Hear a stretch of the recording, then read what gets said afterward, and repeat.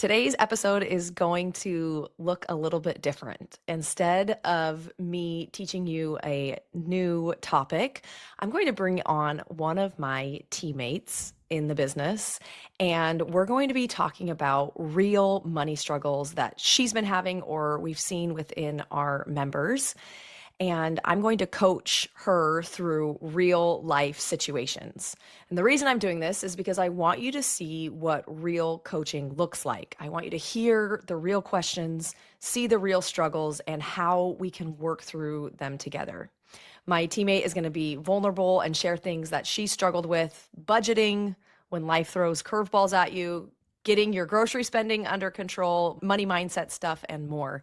And I'm going to ask her questions to help her see what's really going on and what she needs to shift. So if you've ever wondered what real life coaching actually looks like, or if you're dealing with similar struggles, this episode is for you. Stay tuned. Welcome back to the Money Mom podcast. I am Rachel Coons, your host and also interviewee today on the podcast, because we're doing something a little different. I am bringing on one of my team members, Jenna Medina, who has actually been on the podcast before, and her episode is one of our most downloaded episodes and one of our most watched YouTube videos on our channel. So I'm so excited to welcome Jenna back on the podcast. Thanks for coming today, Jenna. Welcome. Hi, everybody. Thank you. Jenna is a teammate in the business. She does coaching within the Money Mom Club, and she also helps me with a lot of stuff on the back end. She knows what we're doing. She knows how we're moving through the structure of the Money Mom Club, and she also has her own money journey. We're not really going to get into that journey today because you can go listen to that podcast. Do you remember what podcast number that was, Jenna? I can't No, remember either. but I can drop it in the description below. Thank you. She also edits the podcast and uploads it, so she knows all of that. We'll put the link to that podcast. But Jenna, do you want to give us like a quick rundown of your story and the TLDR of that other episode? I love that. I use that quite often in ChatGPT. I'm like, that's still too long. Go. Yep. So long story short, we lived like everybody else. That we just kept spending money and didn't really like face the facts of where we were at. And finally, in September of 2024, I had had enough, and we sat down and finally started budgeting. And since then, which has been like 16 months, we've paid off over $45,000 worth of debt, like paid off, gone, and paid down is like 66,000. And we're still going. We're hoping to pay off my husband's car by the end of this May. And then we're going to move on to a student loan that apparently he has. Those things you always think you're getting over one mountain and then there's another mountain, right? Yep. That's always how it goes. Yep.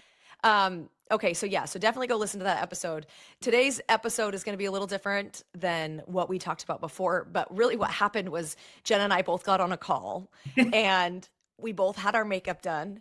And we had gotten ready for the day, and we were like, how do we utilize this time? We look good. Let's do something with this. Can we record something for the membership? No, let's do a podcast episode. Okay, what should we do for this podcast episode? So this is where this is birthing from. It is not rehearsed. We are just jumping in. What we decided we wanted to do today was Jenna could ask me questions or things that she's been struggling with or she's seen in other members as well. And then I can kind of work through the coaching on how I would coach someone through that in real time. So that's what we want to do for this episode. I think you guys are going to love it. And I think this is going to be a really authentic, real conversation that we can have about real life situations, right? Because we can give you rote transcripts all day long, but if we don't work you through these in real time, then transformation doesn't happen. So let's dive into it. I hope she's ready. I'm the one in the hot seat now. Okay, I'm ready. My palms are a little sweaty, but I think I can handle this. Okay, good. Mine too. So let's start money-wise. So how do you budget without feeling like you're restricting yourself or always saying no? Like, I have our budget down to a T, that it's like, okay, there's a miscellaneous line, there's a fun money line, but then something comes up and I'm like, oh, we can't do that during February vacation. Like, how else can we shift it? And it just, we all know what our money goal is, but it just fades away after a while that you're like, "Oh, okay, great. We're trying to save to go on a vacation. Can't I go to the movies this week?" So how do Hmm. you work through that? Yeah, and I think that's the way that most budgeting systems set you up to fail, right? Because they tell you that there's these hard lines that I can only spend this amount on this budget, and that's the amount I have to spend. And then if I don't hit that number, then I've failed, right? And our human brain wants to create these black and white lines, especially with money, so that we can stay inside the boundaries and never screw up. And I think that you're setting yourself up to fail if you approach your money in that way.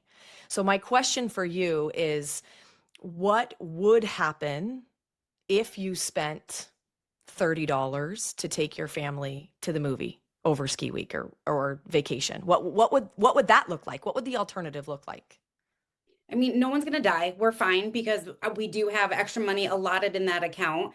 And it would be fun. It would finally be like, oh, we got to go do something. We're all outside. Like it would finally feel better. Yeah. And Mhm. and what would happen if that turned into every week, every 2 weeks, you were doing something like that, where you were treating yourself to go experience something new? So here, as you said it, it brought up emotions of fear of it getting out of control. Mm. I am very much learning that I have an addictive personality and I'm pretty sure I have ADHD as a 44-year-old. So now I'm It's like, all good. oh, okay. Yeah. Now I'm like, now I get it. What it's bringing up is, like I had reduced sugar in my diet, and the second I brought it back in, I'm like a fiend. Mhm. Or, I bought something for myself the other day on TikTok shop, and now I'm like, oh, I could go buy a new lipstick. Like I very much can feel the wheels falling off the car very quickly. Mhm. So it's maybe not necessarily that you're afraid to go spend some money on yourself. It's that you're afraid that it's a slippery slope. Hmm. And now we've gotten into ourselves. We've realized that maybe there's all or none thinking here. Hmm. I can either enjoy life or I can not and save everything. And I can only have one or the other. Yep. So what you need not necessarily is a budget. You need to be able to trust yourself Hmm. with money. You need to be able to trust that you can spend it when you want and not when you don't want. And that's where we bring in conscious awareness to our spending. So every decision that you make is based off of value based spending, where you're looking and saying, is this what we want? Right? What are your values with money? Like specifically for you, what would you say these are the things that I want for my life, for my money, all of those things? Good foods. Okay. Um, we pay for my son to go to school. So continuing to have that option of like, if he, when he goes to high school, can we afford to pay for the high schools that are near here? And what Experience. does that give you? What does sending your kid to that school, what does that give you? What's deeper than that? Um, just not a better education. It's, if he went to the school we're zoned in, it's scary. It's big. Mm, There's a lot of fights. There's a lot of, I'm worried about him getting lost. hmm. So it's helping him on his journey to become like to do the things he wants to do instead of just being in, with 400 other kids and just being like, okay, well, today we're in social studies. Okay, take me even deeper than that in a value based. So we're still up in like Mm, the higher levels. What can we yep. go deeper than that? What is more important than your son not going to a dangerous school, going to a better school? What would you say is more important than that to you? Like why I pay for his tuition, you're saying? Or why is his schooling important to you? Maybe I'm not asking the right question. Would you say that he is important to you? His Yes. potential, his Yeah. opportunity. And would you Yep. say even deeper than that is family? Yes. Like family is a deep value that you have. Yep. Opportunity. Yep. Okay. So would you say that that's probably where this is stemming from? It's not like I just want my son to get a good education. It's like, no, I love my son, Yeah, period. And I for want sure. the best for him. Okay, Yep. perfect. That's a beautiful value. And that's a very typical value that people have is family. Yeah. Time together, experiences, potential of where we want them to be. Okay. What else? What other things do you value? Just having those adventures, like we love traditions. So we love being able to go to our favorite beach and stay nearby and go get the ice cream there. And, we skipped it last summer because I was like, this money that we spend on that is like a quarter of what we owe on a credit card. And Mm, it was really hard for all of us. And so we love those traditions. We love to just be able to go out and go get ice cream. mm-hmm. You know, Memories, yeah. experiences, Mhm. so we're going back to family Going back to again. That's family. another Yeah. family is again. It's not a bad value. I would say it's actually probably one of the most important ones. Is there anything else? If you looked at your life in 30 years, what do you hope that you have at that time? Peace. And what that means for me is I don't want a busy schedule. I don't want to be crazy. I don't want to be working so much that we're never home and we're always at these parties, birthday parties and this and that. And like, I don't want that. I love the peace and calmness that we've created in our home. And I want that to keep going without having to feel like I do have to work in order to, oh, instead of this house that we stayed in now, 30 years from now, maybe we stay at the one that we're always looking at that's across the street from the beach. Like Mm, I want to be able to have that um ease of, yeah, we can do it. hmm Just If you were to put that into one word, what would that one word be to describe that? peace is the one that always comes up. Okay. So peace, Yep. family. Yep. Okay. So if those are the things that we are searching for, Mhm. then we're going to call that in and hold with me here because we're coming full circle. So now we can say, when we look at our spending, when we look at our values, is the spending in line with the value system? So if my value system is peace, which we kind of equate to, like, I would also say freedom. Like Mhm. that was also a word that popped up for me when you were explaining that, is like freedom, which would mean no debt, would Mhm. mean being financially secure, and family. So you kind of, and a lot of time these two hit with each other, right? Yeah. Because family requires me to have experiences together, to send my son to a more expensive school. So expense, right? Some more expense. And then you have the money situation where if I'm going to have peace, if I want to have freedom, then I can't spend the money. So you see how those are running into each other for you? Yeah. And I think this is very, and I think our listeners will be like, yes, I could see how that happens. So what we have to do is we have to create a game plan where you can have your cake and you can eat it too, right? And that's what everybody wants. So we have to look at, either the family experiences have to either cost less money, we have to Mhm. spend less money on those things, or we have to be able to increase the amount of money coming in so that we can increase the peace, the freedom, so that we can have both. Yep. You cannot restrict and have the experiences that you want, Yeah. the things that are very important to you, the spending more money on his school, the maybe the special vacation that you took last summer, but also be able to pay off all the debt that you want to pay off. So how, and I fully believe that the answer is within you. As a coach, can't give you the answers to your life, right? Because I don't know what your situation looks like 100%.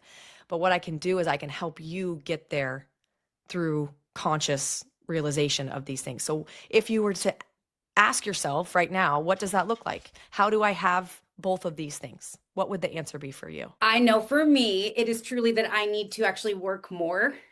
Mm, Um, or not necessarily work more, but take my skills and bring in more income with those skills mm, in a contained manner. So what does that mean? Currently right now I'm working with ChatGPT and Love we're it. it's helping me to navigate because I'm a professional photographer. I Hmm. own my own studio, but my business partner and I don't want to be there so much that we hate our job. Hmm. So we work part-time hours, but that is our full-time job. Hmm. So I'm actually creating a workshop on the side of Mm, how to teach new photographers how to use their camera. beautiful. So I'm setting the date of when the Zoom is. I'm creating all the things, and It's something I do on my time and can bring in that extra income. So it's small things like that of building in my pockets of time the Beautiful. knowledge that I have. Beautiful. And that's the answer for you, right? Mhm. And that might not be the answer for somebody that's listening, but Yep. that's where I'm going to challenge you as the listener, as Jenna, to sit with yourself, to learn the logistics of the money that you need to. You need to know the numbers. Jenna's already done that work. Jenna's already budgeted. She's already figured out the numbers.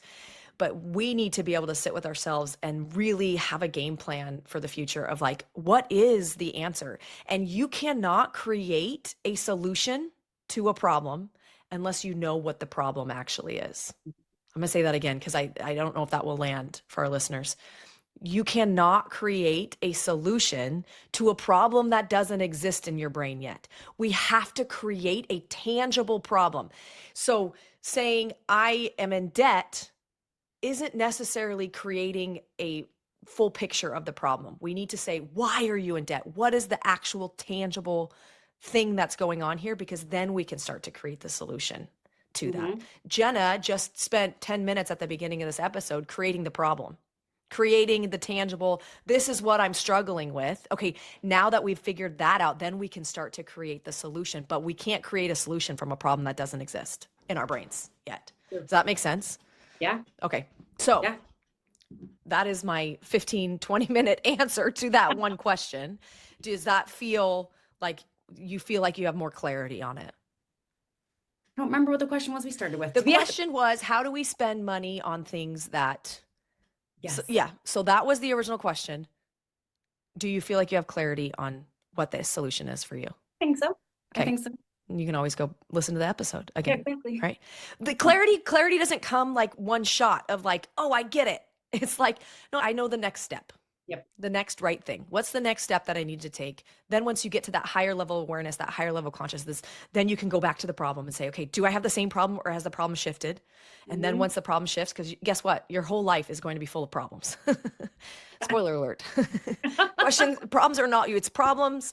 We find the solution. Then well, another problem picks up. Then we find the next solution. But that's why we're resilient. And that's why we are always evolving and growing and learning more. Mhm. We're on a journey, all of Yeah. us together. Yeah. Yeah. Okay, beautiful. Okay, so in any other, I know there's more questions. Is there any other questions? Let's see here. How do you handle budget curveballs? Say, we're doing the Dave Ramsey snowball method. So Hmm. we've gotten rid of all credit cards. We have no credit card debt. We may have some credit cards open because I just was fearful to close them, but I don't know that for certain. So what happens if something happens on your car and you have a big bill that you have to pay for? Okay, I want to change the question of if to Um, when. How does Oh, that feel in your that body, feels so much Jenna? worse. I But expectations are important, right? yep. We have to set expectations in our life. It's not a matter of if, it's a matter of when. Money curveballs are going to come at you. It's, we need to set that expectation. And to be honest, I know Dave Ramsey's approach. I also have questions about what that exactly looks like. Are you also creating an emergency fund? I have the $1,000. $1,000 in the emergency fund. I am a huge proponent that if you are trying to, how do I say this the right way? Money chaos happens when we didn't have a plan beforehand. Mhm. So once a unexpected bill comes in the mail, you're not SOL, but unfortunately, it's harder to solve that solution, create the solution, and if we didn't plan for that beforehand. Does that make sense? I don't I think I think said that 100% how it worked out in my brain. But basically, if we can expect the unexpected Mhm. and we create cushions for ourselves before the $5,000 expense comes in, will the $5,000 expense feel as heavy as it No. would? Right.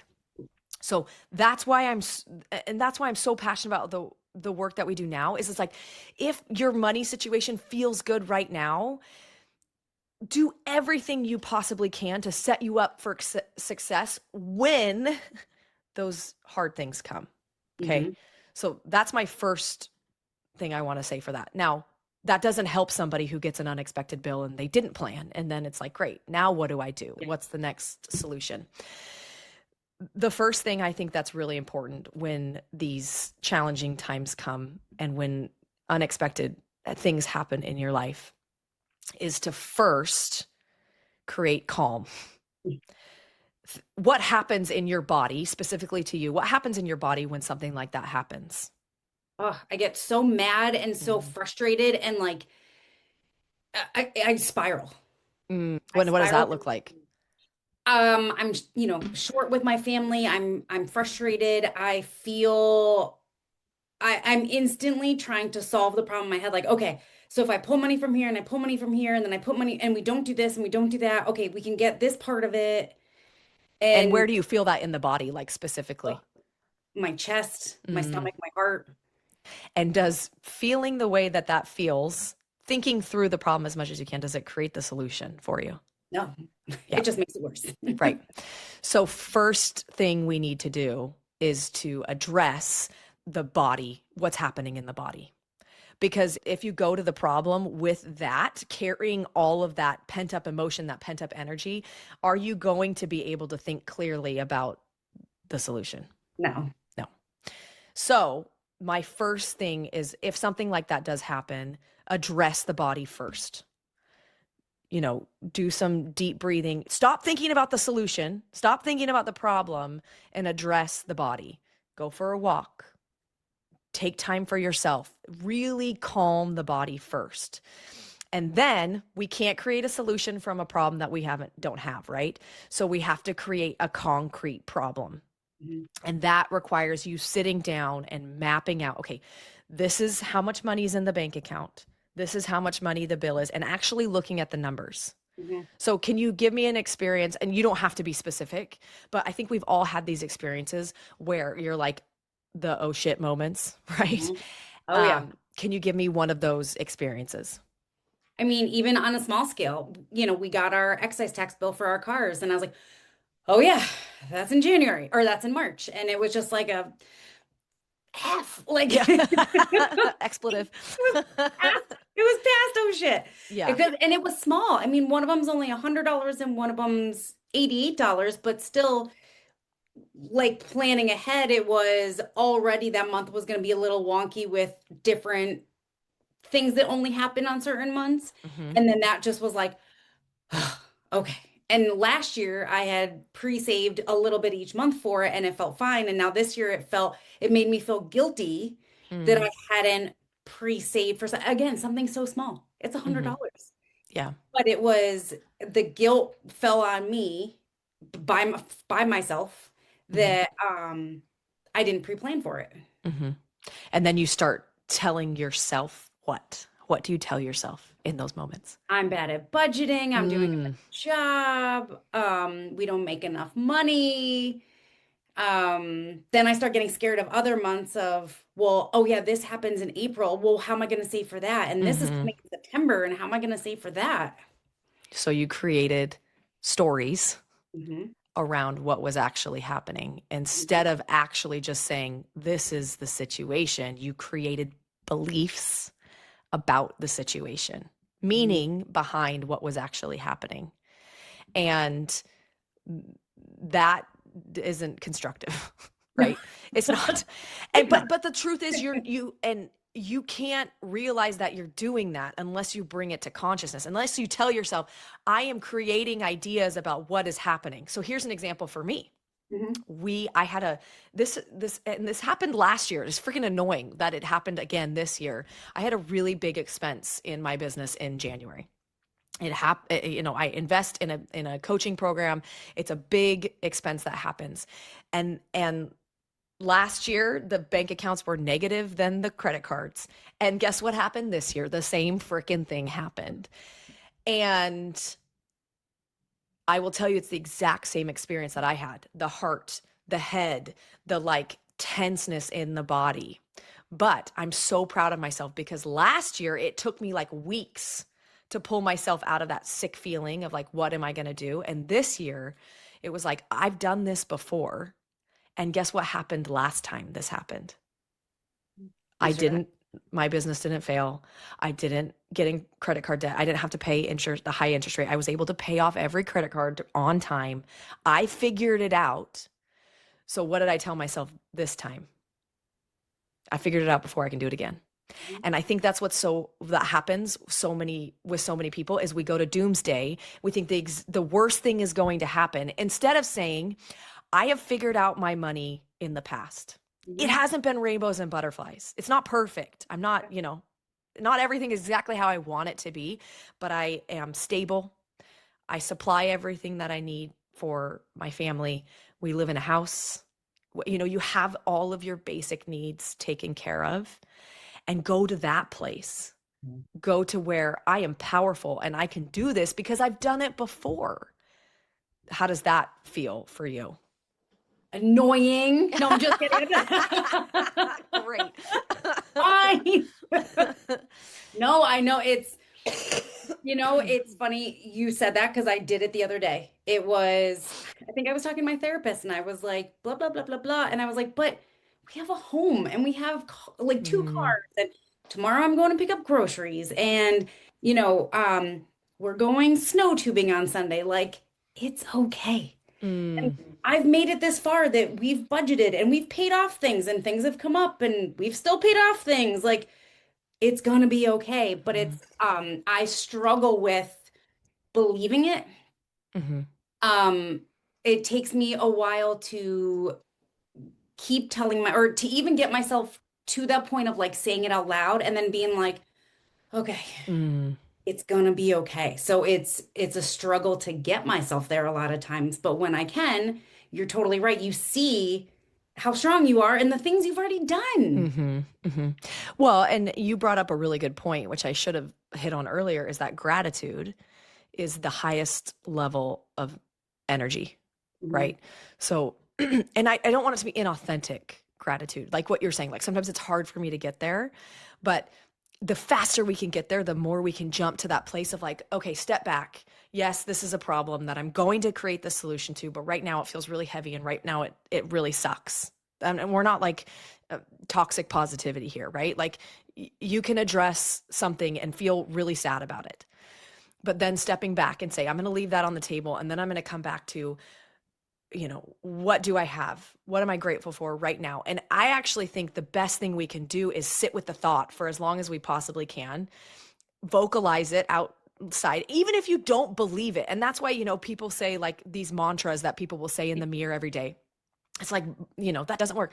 Yeah, because you like, you didn't believe long term and continue to do it and you have to practice it. It has to be a continual thing before the mind can think it, but the body doesn't register that.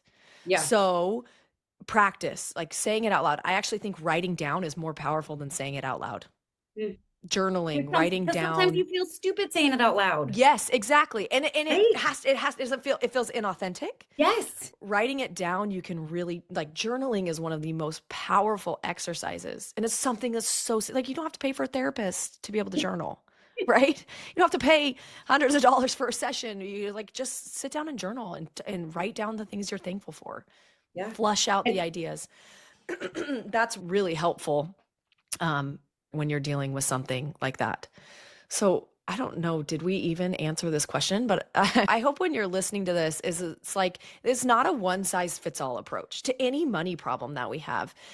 And it's not numbers. It's never numbers, right? Like did we once talk about we talked about the amount of the bill, but we never talked about well, how much money did you have in bank account? And then how did you end up paying it off? It was an energetics thing yeah. that we're dealing with mostly. It's feeling how to show up for your money in the most calm, the most highest level of consciousness that we possibly can. That's going to allow you to pay off the bills that you have that come in. Mhm. How does that feel for you? It's still like I know it. I Money is energy. It flows. Like it's Mm, literally like little particles right now. Somebody just got paid, somebody just got a bill, somebody just got like it's hmm energy. And it's really hard still for me to know that money flows in and it flows out. Like that it will come back. hmm Still really hard for me to get through that. Yeah. And that's something, if you feel stuck in that, that's Hmm. something you should journal about. Yeah. Oh Yeah. yeah. So flush out those ideas. Hmm. Again, like I want to reiterate this as a coach, I'm not here to tell you, I'm not a consultant, I'm not a therapist. I'm not someone that can tell you exactly what the solution is. What I'm here to do is I'm here to pull it out of you. Hmm. I'm here to help you find the solution because I believe that the solution is within yourself. Like you know what you need to do. We just have to find it. We have to ask the right questions to get the right solutions. Hmm. So I would go tell you to go, yeah, journal that out and figure it out. And it's not something that's gonna just, again, it's not gonna magically like ping, wave a wine. Jenna now believes that money flows out of her and flows back in. It's a journey, but your attention, where your attention lies, that's what's the most important. So put Hmm. attention into it, put awareness into it, and it'll start to unfold. You'll start to slowly pick apart the onion, um, to then get the deeper meanings behind it. Hmm. So I'm excited for you to do that because it is a hard, like you can say all day, I believe in abundance. Money is abundant. No, no, no, no, It no. flows to me. Yes, but if you don't embody that, Hmm. if it doesn't actually sit with you correctly, it's not going to actually do anything. Right. Yeah.